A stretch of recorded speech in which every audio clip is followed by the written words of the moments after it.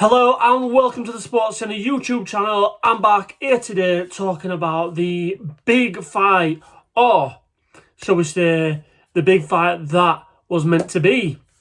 So it was supposed to be Daniel Dubois against Joseph Parker for the IBF heavyweight strap. Now, unfortunately, as probably most of you will know, Dubois has had to pull out through illness. So normally what happens in this case, the fight gets cancelled. It doesn't go ahead, basically, but not on a Riyadh season card. So basically, what Buddy Turkey Al-Sheikh has done is pulled an absolute rabbit out of the hat here, and he's got, on 2 days' notice, yes, that's right, let that sink in, 2 days' notice, he has got one of the, probably the most best in terms of upcoming fighters, exciting fighters in the heavyweight division right now, and that is Martin BAKOLE. Now, I don't know too much about BAKOLE through his previous history, but I do know his last couple of fights that I have watched. This guy means business. This guy is dangerous. Now, don't get me wrong, he comes a bit of a yin and yang, so for the amount of punches that he throws out, he takes a lot as well. But his last fight, I think it was against Jared Anderson, I watched that fight. That guy can take a punch. Believe you me, he can take a punch. He was getting hit with some great shots from Anderson, and he just kept walking forward. And don't get me wrong, he was throwing his own shots as well. It was, it was to and fro. But listen, yeah, BAKOLE's in, Dubois out. Sadly for Daniel Dubois, because I was excited for seeing Daniel Dubois, because don't get me wrong, over the previous years he's not really got me on the edge of my seat. He's not got me off my seat in terms of exciting. He's a good fighter, he's got a decent KO record, but just as a whole package, he's not really done it for me. However, since he got that win over Anthony Joshua, I believe personally that has taken him to the next level, not just in the ring, performance related, but also out of the ring as well in terms of selling a fight.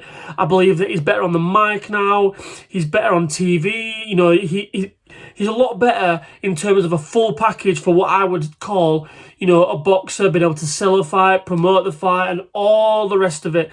So I am really gutted that Dubois is out, but look, BAKOLE's in. His record is a great record. I'm just looking at it now. He's 21-0, which, look, what more do you want to say about that? Sorry, 21-1, correct me, 21-1. So, he's got a lot to offer, BAKOLE. He's got a lot to offer, and I can't wait for it.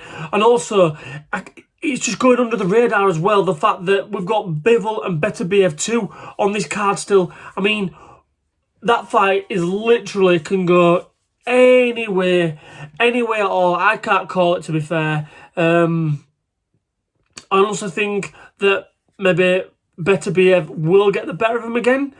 I do like Bivol. I prefer Bivol as a fighter. I think Bivol offers a little bit more in terms of the excitement and things like that. But Beterbiev reminds me a little bit of Usyk. Technician, the foot movement, he's in, he's out, you can't get near him. And listen, the last fight could have gone either way. I think probably in the end, to be fair, I did think that Bivol edged it, but after watching it back, I think that probably Beterbiev slightly got the advantage over him. It's a flip of a coin, and I think it'll be exactly the same again. And I'm glad as well that this is now going to get elevated to the main event, and it's going to be Joseph Parker, BAKOLE, which sits underneath that now. And look, need to give a mention to Joseph Parker as well, because I'm gutted for that guy. I wasn't thrilled with Joseph Parker, I don't know, in years gone by. He's had a bit of a resurrection, shall we say. His last few fights, he's beat Wilder, he's beat Zhang. He's come through some tough challenges, and look, don't get me wrong, Wilder's on the decline, but still, the dangerous opponents, Zhang and Wilder, and he's clawed his way back, because if we've got to remember, we've got to give this guy his props. He's a former world champion himself, is Joseph Parker. So he's clawed his way back into the mix, into the world champion mix, and gutted that he's no longer going to be fighting for the IBF belt. Who's to say that this fight against BAKOLE might get treated as a bit of an eliminator?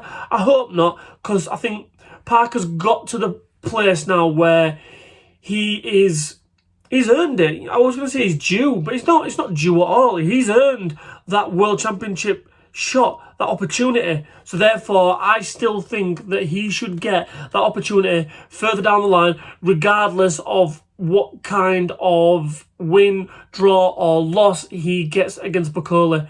And again, props to Parker as well, because I don't know what the contract stipulations was, but I would assume that he could have potentially pulled out of this fight. He maybe didn't have to take... This is a dangerous fight for him, by the way. This is dangerous. And he's obviously said, yeah, no problem, bring it on, I'm ready to fight. And, you know, you've got to assume as well that these guys put themselves through a hell of a lot in terms of a training camp. A hell of a lot. You know, we only see snippets on YouTube and in these documentaries and things like that.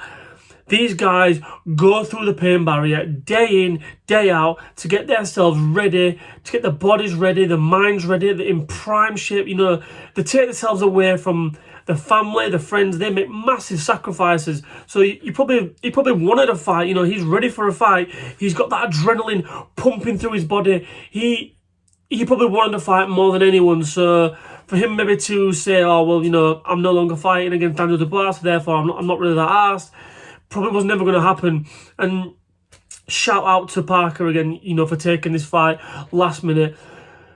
You've got to question what shape is BAKOLE going to be in, you know, because, oh yeah, don't get me wrong, these guys are athletes, so they will maintain some sort of level of fitness in terms of, so if they get a call up like this, but he's not going to be primed. He's not going to be literally at his peak like Joseph Parker is. So it's going to be interesting to see who comes out on top. And I'll be honest, I think if BAKOLE can't get Parker with a KO in the first half of the fight, I think Parker's stamina will prove dividends, and I think he will. I think a Parker win on points for me is what I'm going for. In terms of the Bivol and Beterbiev fight, I want to say Bivol, but my head's telling me that Beterbiev will get the better of him. And look, there's loads of other fights on this card that is worth watching. I can't wait for it myself. It's going to be an unbelievable day of boxing, because don't forget, this starts early in the UK. I think it's around about 5 UK time, which I'm absolutely loving now, the fact that we're getting to watch these A-class cards at a decent hour, rather than when they're in Vegas and, you know, over in New York and things like that, and we're having to watch them at fucking 3, 4, 5 o'clock in the morning. No more of that. Riyadh season is here. Looks like it's here to stay, and I'm here for it as well. I can't wait for it. Bring it on. Let me know in the comments, guys, what you think. Let me know what your predictions are, and don't forget to hit that subscribe button and give us a thumbs up if you like the video. I'll catch you later.